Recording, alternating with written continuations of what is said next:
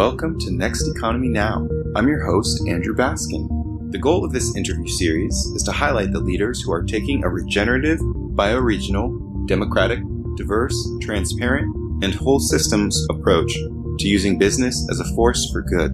In this episode of Next Economy Now, I interview Mark Eckhardt. Mark is CEO at Common, a creative accelerator and community that catalyzes and promotes products and ideas that take care of the planet and all the creatures on it. For those who regularly listen to our podcast, you may notice that this description of Common somewhat mirrors our mission at Lift Economy to create, model, and share a locally self-reliant economy that works for the benefit of all life.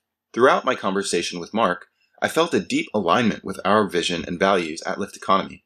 On a personal level, Mark's trajectory in life closely parallels my own, from the diverse array of his family background to beginning his career in spirituality and music production to arriving at using business as a force for good. As a multi-ethnic black man, hearing Mark's story was incredibly validating for me, and I feel deeply inspired by the transformative work in which he and his fellow gang of badasses at Common are engaged. Some highlights from my interview with Mark include a deep dive into what Common is, unpacking what it means to redefine capitalism and how this links with regenerative practices and regenerative economies, reflections from the Regenerative Future Summit and the Common Unsummit in Colorado. We talk about how business is just a vehicle for some larger means or end, and how for Mark that means creating experiences that reminds people to love the person to the left and to the right of them, and how the rich diversity of Mark's family had a direct impact on his direction in life and in business. Without further ado, please enjoy my conversation with Mark Eckhardt. Mark, welcome to the show. Hey, Andrew. Thanks for having me. My pleasure. Been looking forward to having you on the show for a while now. Mark, right now you work with Common. So maybe before we go into what exactly Common is, what the organization does, let's start with where's home for you? Oh, wow. Big question. Where's home? There's the physical home, which is in Encino, part of Los Angeles. And I grew up in Southern California, originally from New York, grew up in Southern California, about an hour east of Los Angeles. And then in the late 90s, I moved to Los Angeles to be a rock star, to be a professional drummer. And so that was really kind of the leaping point in terms of my journey. So how did you move from being a professional drummer to getting into the path that you're on now? Are you still drumming? No, not officially. Sometimes on my daughter's little kit in the back room over there, but I haven't really picked up sticks in many, many years. So after, umpteen years of being a musician and, drummer and producer, and even did a little bit of scoring for film and television, I literally, one day in the middle of rehearsal, just kind of put the sticks down and said, you know what, guys, I'm done. Something came over me and I just knew it was time to move on. And while I was touring and doing the music thing, I had also gone to college and earned my degree in business. So it just felt like I was being called to kind of utilize that and also kind of pursue bigger and better things that I guess were calling me at the time. So I leapt into media and technology, and that was right around the time where mobile marketing and messaging was, the thing, and represented the front edge of business and technology and where it was all going. And I landed with a small startup company based in Holland and did that for 3 years as part of the founding management team, and then realized one day that the same dynamics that I had experienced in entertainment were in play in the world of business. And it really came down to this. It never really matters how creative you are or talented you are, or even the amount of resources or even the level of access you have. In my experience, success really comes down to the degree that people can work together effectively. And those situations where that is the case always seem to do much better than, those that struggle on a human level. So with that insight, I decided to kind of explore other opportunities in other directions. And at that point in time, I had already discovered myself to be a neuroscience geek. And I was also heavily involved in my training to be a Zen Buddhist priest. And so it made really, really clear sense. And so I combined kind of Eastern philosophy and practice with Western science and created my own consultancy and started working with high-level executives and creative professionals around the world, taking them through a process that was really kind of neuro-based. And specifically designed to help them understand and navigate very critical crossroads in their business or their career. It all comes down to their life. And while doing that, I caught the attention of a small boutique agency in Los Angeles. They were doing this thing called Visionary Strategy that was supposedly novel. So really interesting stuff. And so I joined that shop. It was called UFUSE. And it was there that I met what ultimately became the founders of Common. So I led Alex Bogusky and Schuham through the process that led to Common. So huge opportunity that I didn't see coming, and it's really shaped the course of my life since. So I think that maybe is a great segue into talking a little bit about Common and how some of the work that you just described links with Common. And yeah. Sure. So Common is a creative accelerator and community for social businesses and projects. It's designed to help build, launch, and promote businesses that take care of the planet and all the creatures on it. And the one thing that's really cool about Common is we're really kind of powered by this pretty sizable global network of professionals who are unique in the sense that they've raised their hand and singled themselves out in the name of helping social businesses and entrepreneurs succeed. So we've done a number of things over the years, from big pitch events to operating as a quasi-advertising agency, meaning curating creative teams that would work for clients who hired Common, and on and on and on. But it wasn't until November of 2015 that one of our community members leaned over to me in the car on our way back to the San Francisco airport after a day of very successful meetings. And he said, Christian is his name, I cannot believe how much value Common is still delivering to my company, Bright Products, after 4 years.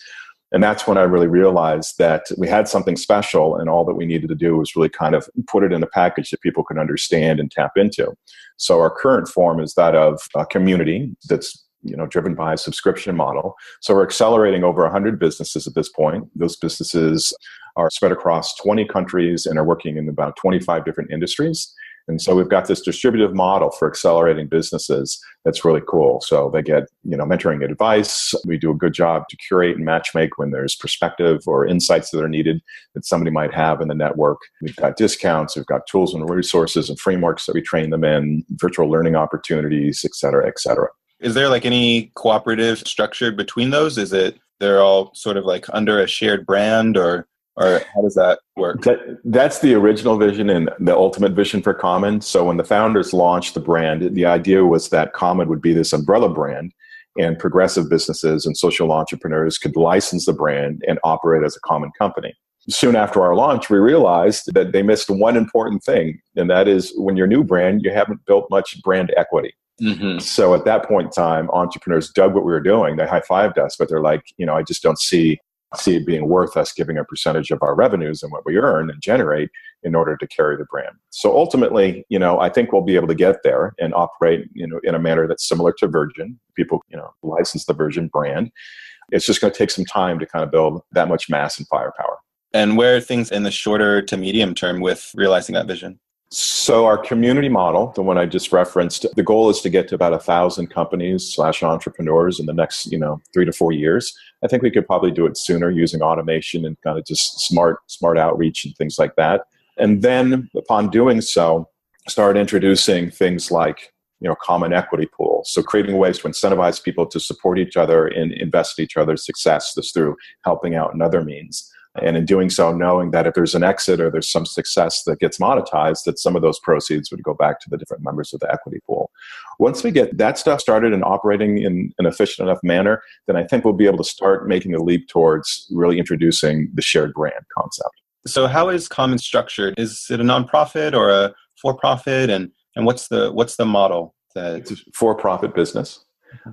So we generate money or earn money through our subscription. So our community members pay $99 a month.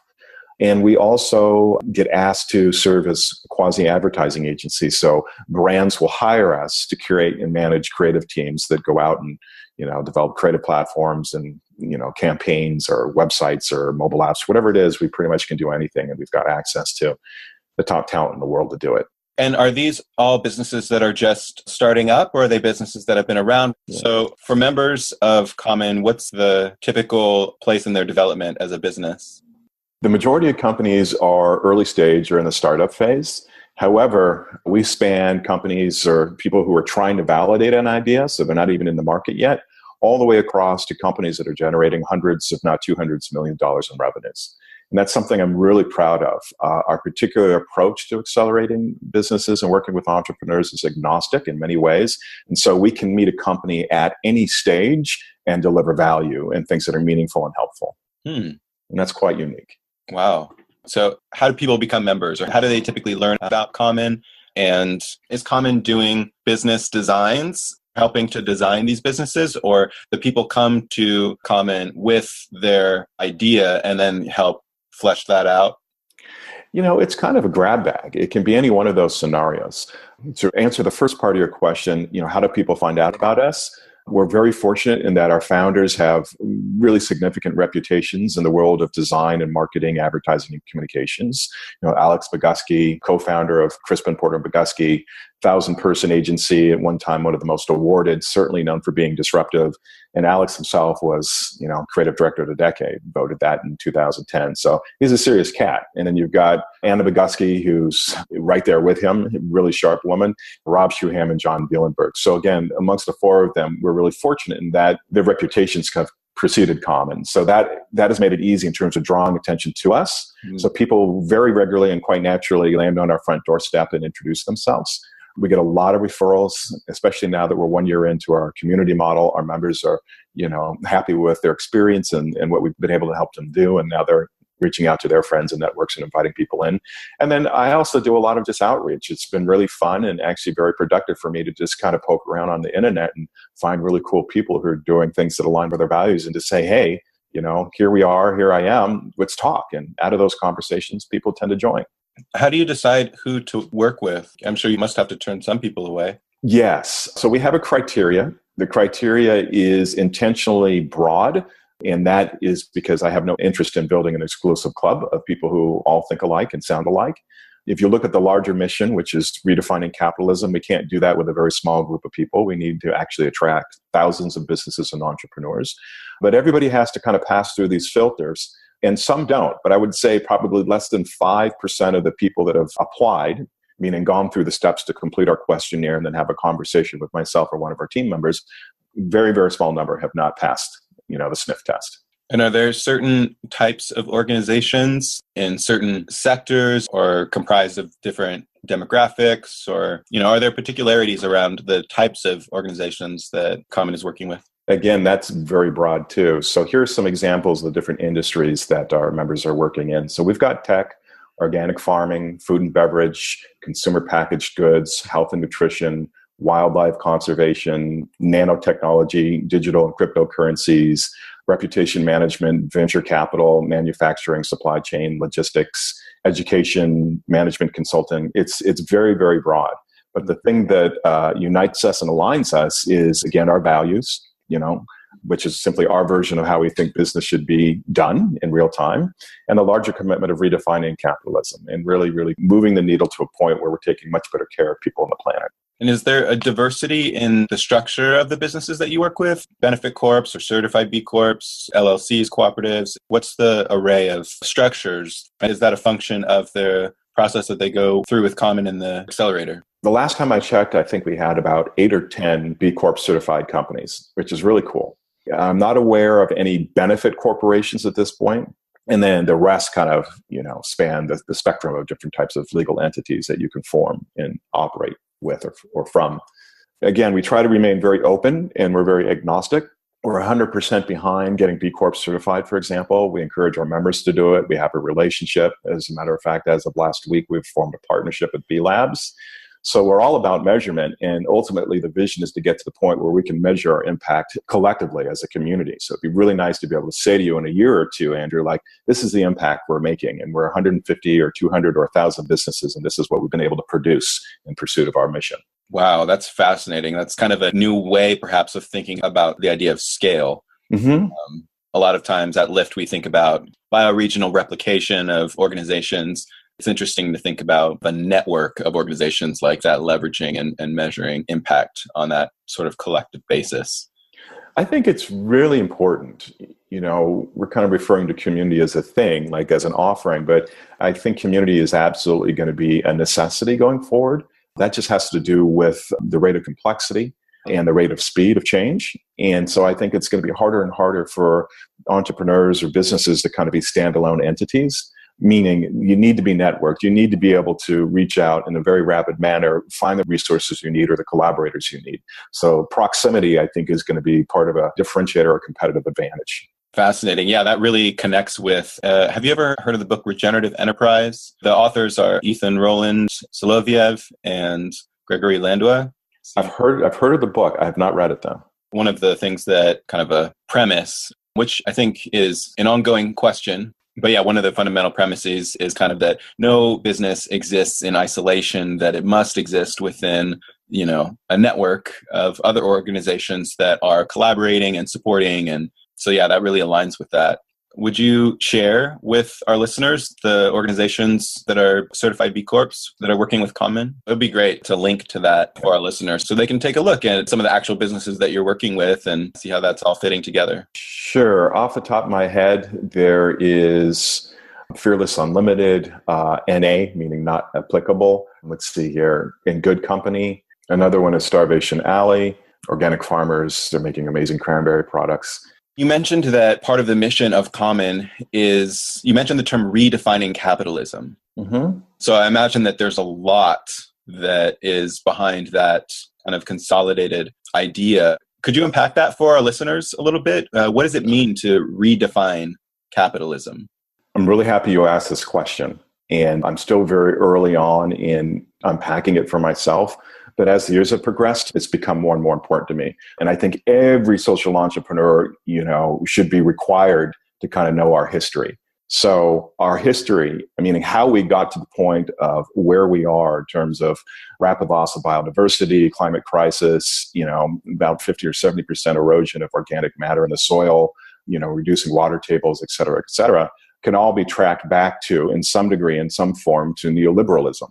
And neoliberalism is the ideology and the methodology and the tactics that are currently being used that, when combined, make up our current form of capitalism. So, and it's all influenced the policy. So right now, without pointing any fingers or starting any fights, the conservative base or the Republican Party has a particular point of view about government and government's role and all those kinds of things. So all of those elements combined have brought us to this point in time where we really can no longer continue to go forward with the current form of capitalism, or with capitalism as it is. We actually need to start looking at changing the overall narrative and starting aiming people not at sustainability. Sustainability only kind of gets you back to the status quo. At this point, status quo is not good enough. We actually need to be moving towards regenerative economies and regenerative practices. So that's what I mean by redefining capitalism. It's actually injecting regenerative practices into it and redoing legislation and et cetera, and just creating an entirely different set of conditions that, one, still allow businesses to thrive and succeed, but at the same time really honors and maintains a certain level of accountability and responsibility to people on the planet. Can we maybe zoom in a little bit on what you mean when you say regenerative economy, regenerative business? Talk to me about this idea of regeneration. What does that mean? So if you look at sustainability, like I said, sustainability will get you back to a status quo. It means where you're no longer depleting, or the sum total of your activities is no longer negative. Regenerative practices and economies, et cetera, actually give you that plus one. So you're actually putting back into the environment and back into the ecosystem that which you've used. And it can be in similar form or different form. So it's a kind of a closed loop perspective and approach to things. In the Zen world, we would call it, leave no trace. And I'm being a little dramatic there, but the idea is that you're conducting yourself in a way that is actually additive as opposed to not. So kind of the sense that the difference between what we're moving away from and what we're moving toward is that there's been a net negative in the way that the economy has worked, the way that businesses have generally been functioning in relationship to communities and ecosystems in which they're nested. And we're moving toward being in relationship with those things in a way that's net positive. Correct. I'll give you two examples. One has to do with local economies. I was in Boulder last week, part of the Regenerative Future Summit. And a researcher and economist gave a presentation that just blew my mind. And he was drawing the comparison between locally owned shops and franchises. The assumption, because franchises are so big and massive, the assumption is that they actually put back more into local economies than independently and locally owned businesses. It's not true. So for a franchise, every dollar that gets spent, about 17 cents goes back into the local economy. Whereas for the mom and pop shop, independent shop, local shop, 47 cents of every dollar actually gets put back into the economy in some shape or form. That's significant. And that's not the kind of information that is readily available or talked about. So a simple shift back to locally owned businesses can make a significant difference in your community.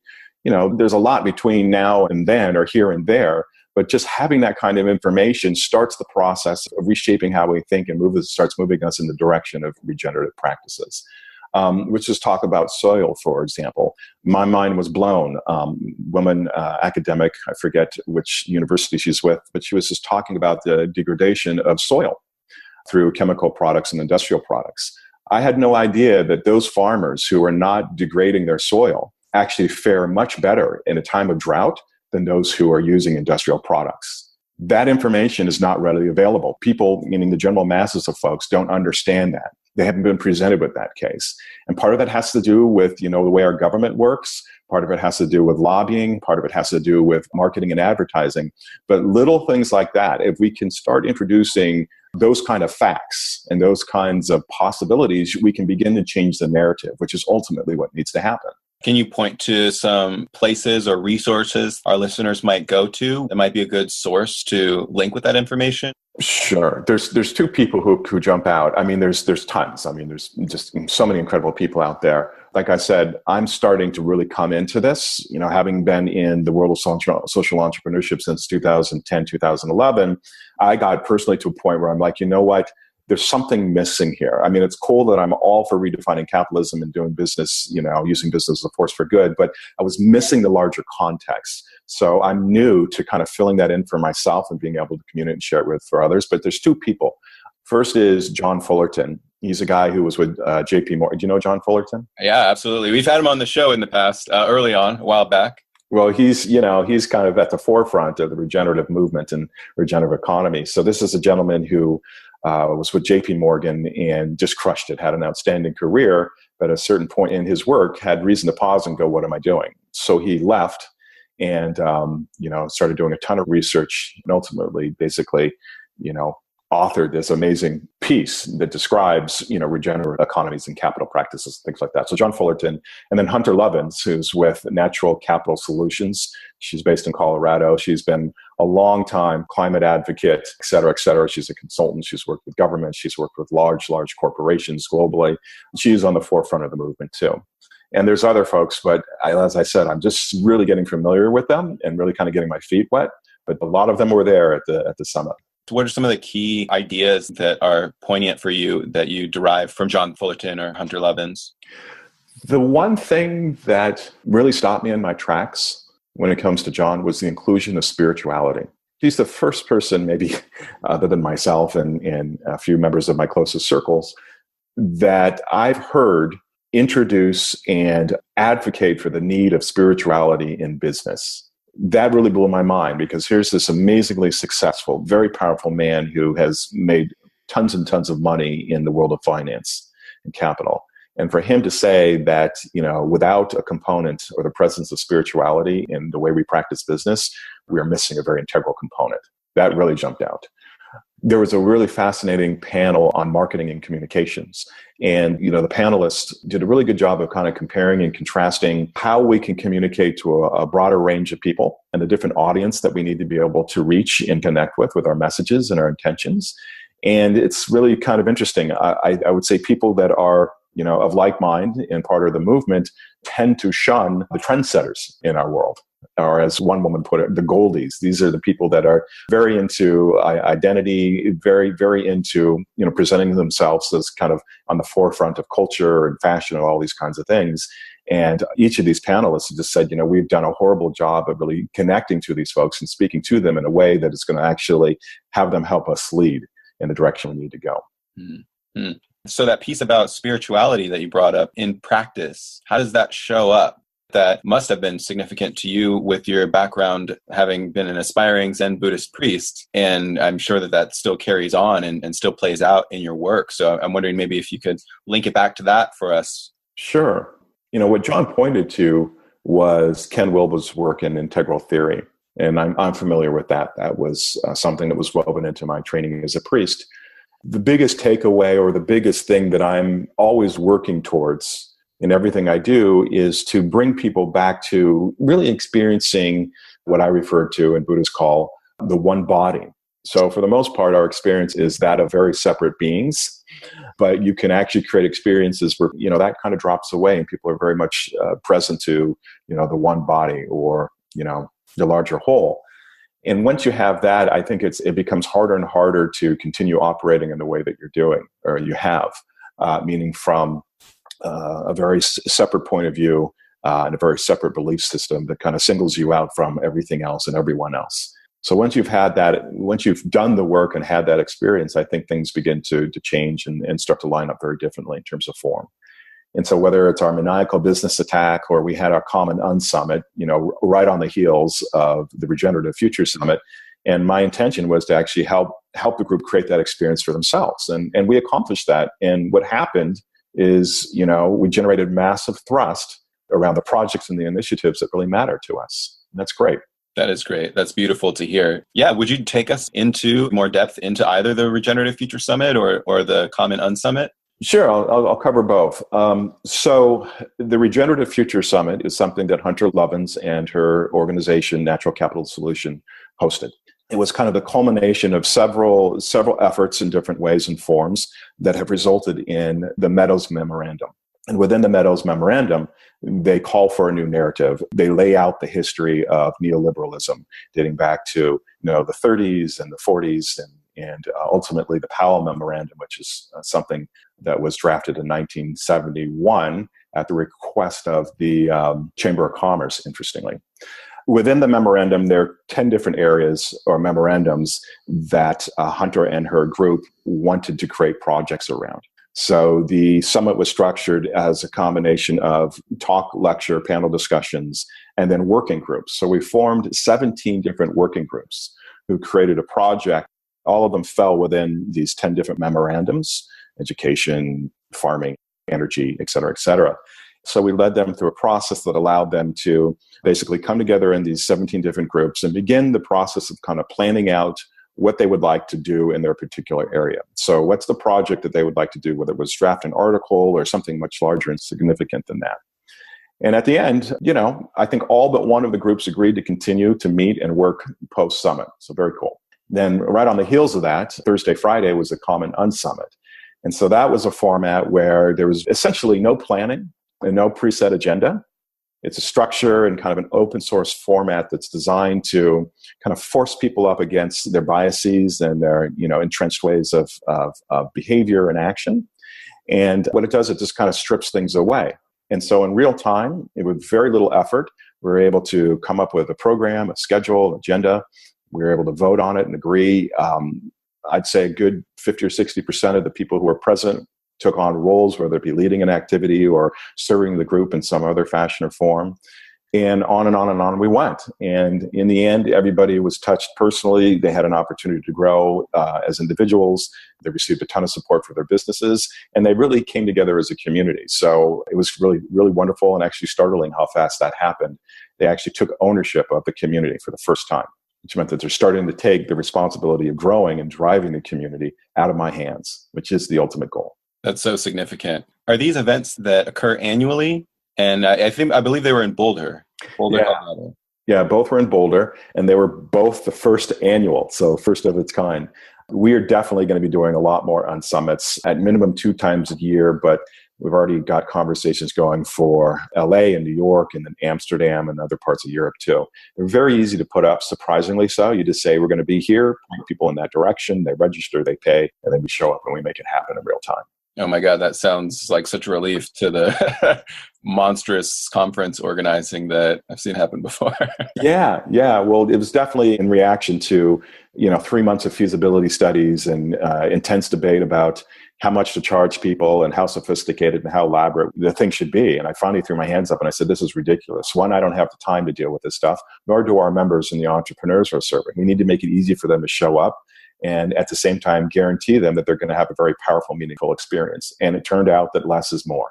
Fascinating. You really just kind of embraced the emergent experience. Kind of thinking of Frederic Laloux's book, Reinventing Organizations. He wrote about, plan and control or sense and respond. It seems very sense and respond, which is more of a teal quality. Anyway, I don't want to nerd out too much about linking up how I'm understanding what I'm hearing. Well, Yeah, here's my bottom line, and I think I shared this with you during our first conversation.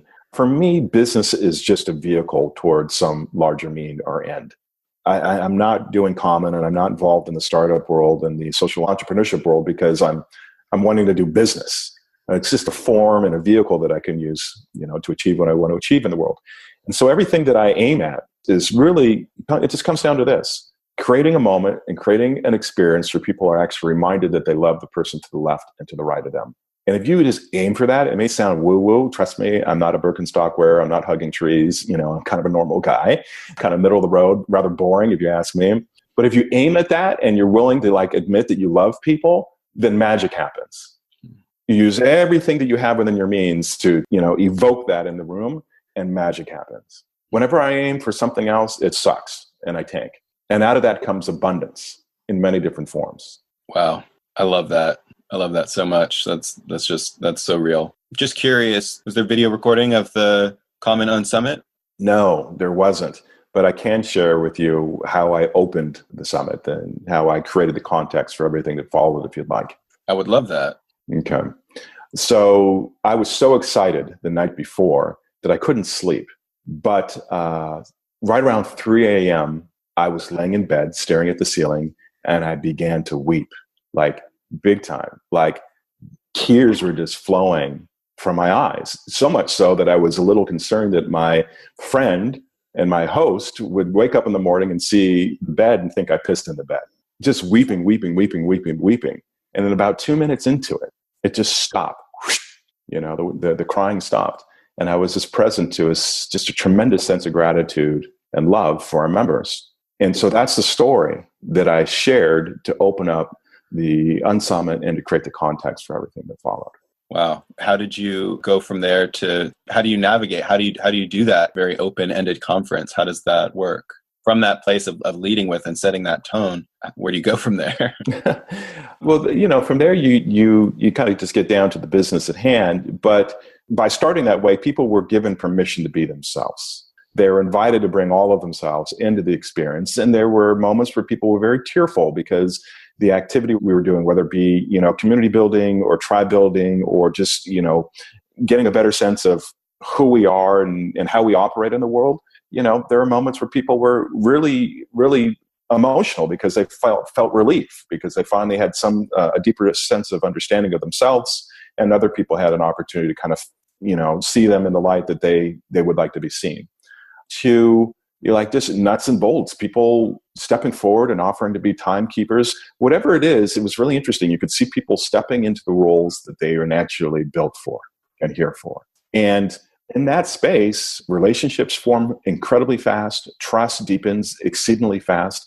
And so we had people popping in at the end of day one or at day two, and every one of those folks who arrived after the starting time on day one commented in the form of, it feels like you guys have known each other for 10 years. And for the most part, everybody in the room are strangers. So it's really not the activities, although you can use the activities for, to help deepen your intention in the experience, but it's really setting the context that happened or not. It sounds like leading with a significant degree of vulnerability. Yeah. As my Zen teacher used to say, you got to tell one on yourself if you're going to be a leader. What does that mean? That means that you have to be honest. You have to be willing to be vulnerable. You need to be willing to share the things that you're typically not comfortable sharing. So, I don't walk into every room and say, guys, I lost it last night at 3:00 in the morning. But as the leader of this community, I felt it was absolutely important that I model that form of behavior. Mm-hmm. And the level of caring for each other was profound.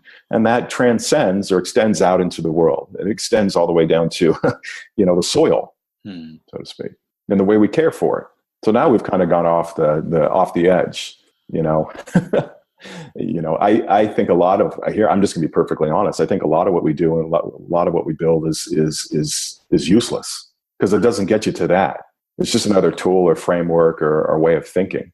But you got to have the experience. And if whatever you're designing and creating and utilizing doesn't create the experience, profound connectedness and love, forget it. You're never going to change anything. You might force change, but you never actually create real change and sustaining change. I just need to let that resonate for a second. It sounds like such a powerful experience and deep connecting to the, this regenerative paradigm in that network. How are you feeling coming to the surface after all of that? I feel solid. I feel grounded. I feel clear. I feel open.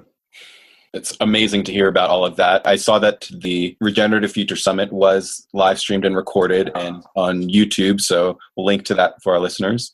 What would you say to someone who's trying to get into the type of work that you and the folks at Common are engaging in? Anywhere from, adolescent through graduating college student through mid-career. If someone is inspired by, what they're hearing in this, how might someone get involved in doing the type of work that you all are doing?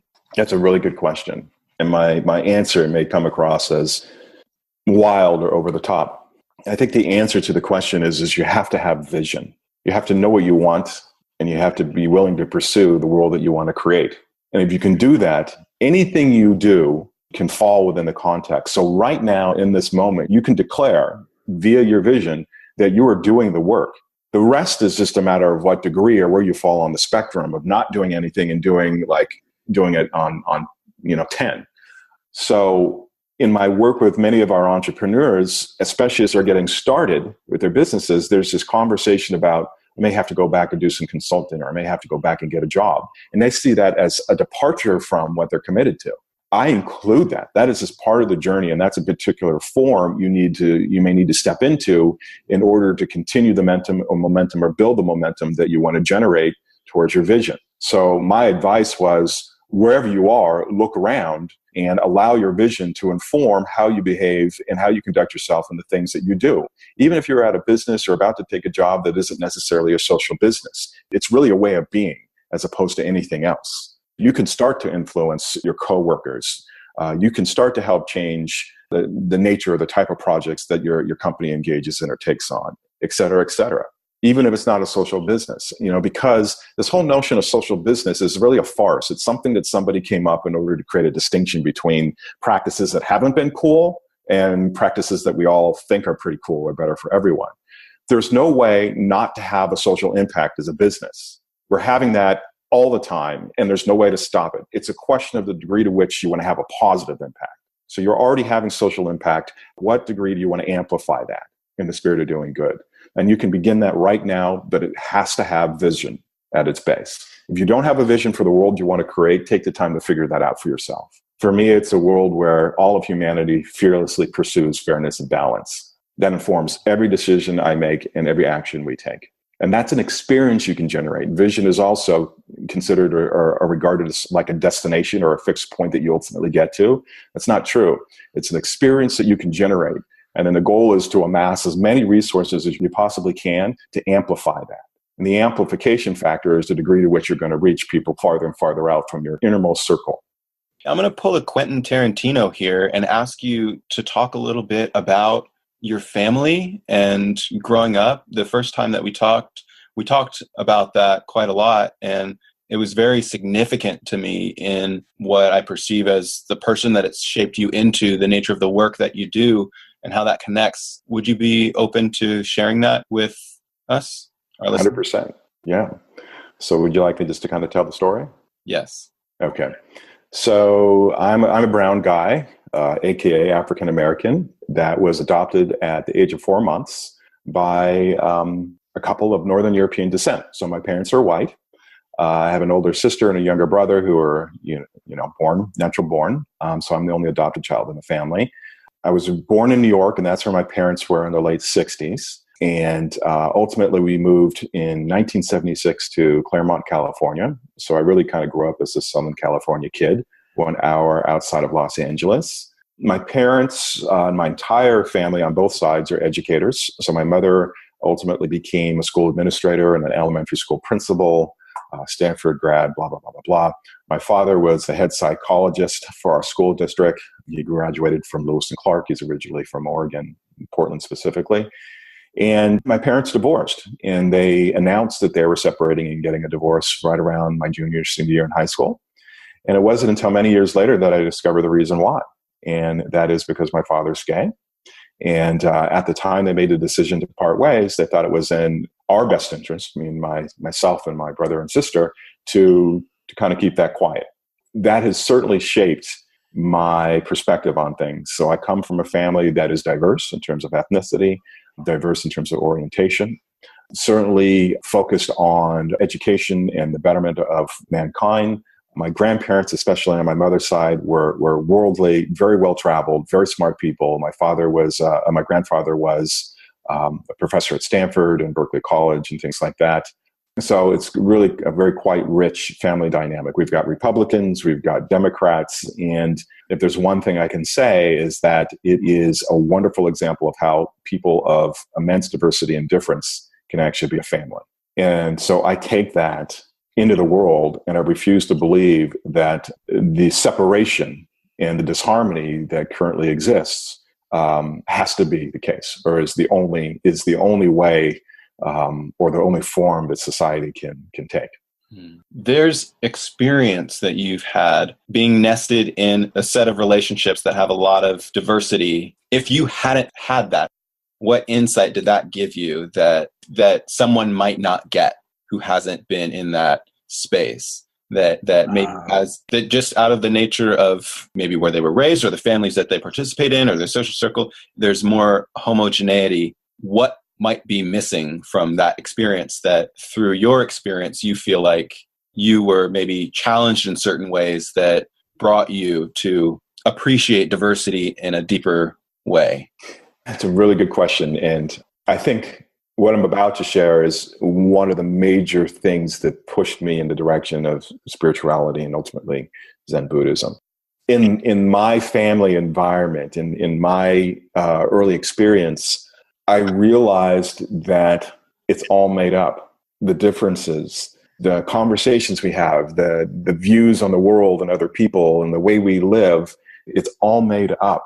And I think that one of the most powerful experiences I've had was learning that I wasn't who I thought I was, specifically around race and ethnicity. Up until 40 years old, when my wife was pregnant with our first daughter, I always assumed that I was the typical African-American male, and I had come from, a lineage that, made that so.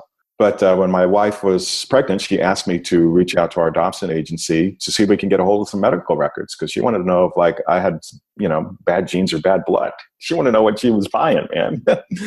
And within 24 hours, we got the report back, and I was reading it. It provided pretty good detail on who my birth parents are, and got to the point about my mother, and small stature, worked at the post office, very spiritual, and white and of Italian descent, meaning second generation Italian. And that just blew my mind. And I saw at an even deeper level that my entire life had been made up. I had been living according to a narrative, even though it was stellar and one that I was incredibly proud of, given my family background, as an Eckhardt and everything I described a couple of minutes ago. I really in that moment of realizing that I'm both Spanish and Italian, then my entire life was a story that I had made up.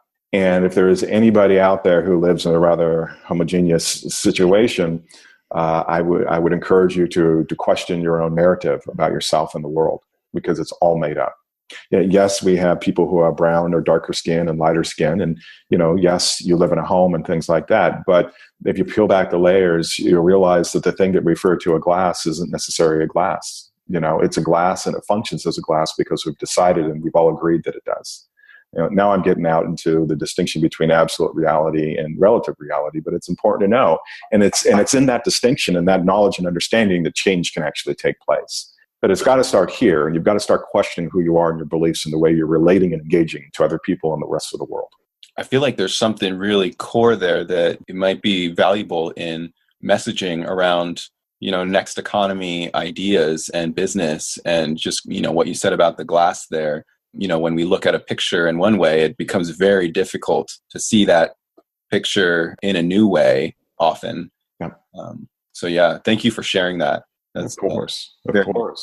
Very meaningful. So who else should we talk to? Who are you watching? Who's inspiring? You mentioned John Fullerton, Hunter Levins, some of your colleagues. Are there other resources that you might point our listeners to? Yeah, so Hunter Levin's absolutely, John Fullerton, Rob Schuham, who happens to be one of the founders of Common. He's done a number of things. He's an investor, advisor, really savvy kind of systems thinker. He just published a piece called "The Next Surfing the Wave of the Next Wave of Social Entrepreneurs." Really worth reading. I would say Ray First. Ray First is another very savvy, brilliant guy. He's doing incredible work, both with Common, but also outside of Common in the world of crypto and digital currencies, and is really helping to pioneer the way of economic spaces and helping or create the ability for people to develop and design alternative forms of currencies as a way of kind of unlocking our current monetary systems and their shortfalls. So those are three people that I would say definitely check out. And was that Ray First, Rayfirst? It's Rafe, Rafe, and then First is Furst. Okay. And for those who are just kind of working in jobs and in the corporate world, David Rock, PhD, Australian guy, has been hugely influential in the way I think and the way I approach my work. He wrote a book that I think is probably in its third or fourth edition at this point, called Your Brain at Work. I think everybody should read it. He's also the founder of, I think, the Neuro Leadership Institute and things like that. So there's like 4 or 5 off the top of my head. That's great. So Mark, what do you need right now? What's next for you? How can our listeners help you to grow the next economy, to further the work that you are doing? Oh, thank you for asking that question. That's really great. Well, I want to invite everybody to get to know Common and explore Common, all the way up to joining our community and really stepping more deeply into the movement that's redefining capitalism. So if you're an entrepreneur that's either on the cusp of starting a business or already having started a business, I think that we can really help you. If you're somebody who wants to support social entrepreneurs, raise your hand, like I referred to very early on in our time here, Andrew. Let us know what you'd like to do and what your superpower is, and we can do some matchmaking and help you fulfill on that. The idea is to really amass thousands and thousands of people who want to work together and really model and demonstrate in real time how new capitalism looks and what it's capable of doing for everyone. A future that leaves a certain group of people out isn't a future that I'm interested in creating. So what can we do to work together to include everybody so no one gets left behind? What's a question that you wish someone would ask you, but that they never do? Oh, wow. You stumped me on that one. I don't have an answer. How about this? What's maybe the one thought, the one idea that you'd like to leave our listeners with today? Reach out to somebody you don't know and you don't understand. Reach out to somebody who scares you because of their beliefs and their ideology and how they're acting in the world. Find that one thing that you guys hold in common and start there. Mark, it's been such a pleasure to have you on the show today. Thank you so much. It feels really transformative, some of the things that we've talked about. And I look forward to continuing to deepen our relationship. Look forward to future Commons Unsummits in the future. Thanks for being on the show. My pleasure. I feel the same about everything you just said, and it's a real privilege and honor to be able to be on the show. And so thank you for reaching out and giving me the opportunity. Next Economy Now is a production of Lift Economy. Lift is an impact consulting firm whose mission is to create, model, and share a locally self-reliant economy that works for the benefit of all life. To listen to all our past episodes or to share your thoughts about the show with us, visit www.lifteconomy.com/podcast. That's LIFT economy.com/podcast. You can also subscribe to this podcast through iTunes, Overcast, Stitcher, or wherever you get your podcasts. Please take a moment to rate us on iTunes. It's really very helpful in allowing these ideas to reach a wider audience. Once again, thanks for listening.